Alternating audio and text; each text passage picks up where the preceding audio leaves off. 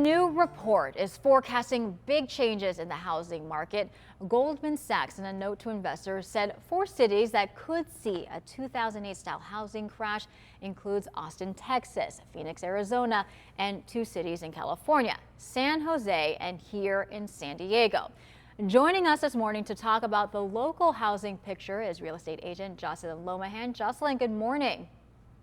Good morning. How are you? I am doing well. Thank you so much for joining us. And let's get right to it. What is the talk in the real estate world about that report that just recently came out?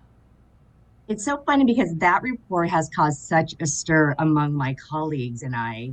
It's crazy because I just don't see it. I mean, this is about the time of the year where our phone starts to ring off the hook with our clients and prospective clients saying, "Hey, what's this year's going to look like?"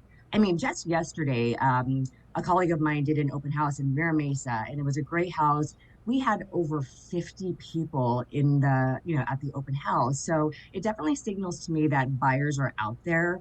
And certainly, this report could have been a little bit left over from, the drop that's been about 12 to 13% in the last couple of years. Because as we all know, 2020 and 2021, prices really shot up with the pandemic.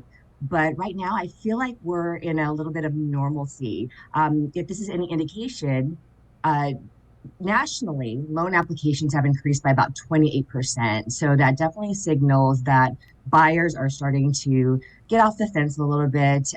San Diego has always, been a desirable area to live in. There is net positive migration into San Diego. And not to mention, there are good paying jobs here. And, when it comes down to it, it is all about supply and demand. There is just not enough inventory, to meet the demand of all of the people coming into San Diego.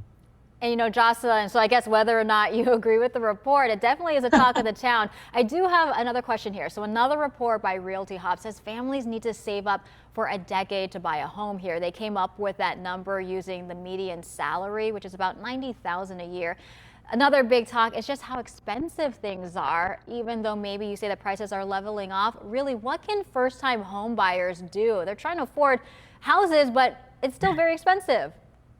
Yes, it is very expensive. And the thing is, definitely get together with your trusted real estate professional and lender because there are programs out there. In fact, there's a Cal HAPA program that helps first-time home buyers with a forgivable grant. I helped a client of mine get $30,000 plus towards their house, and he is elated.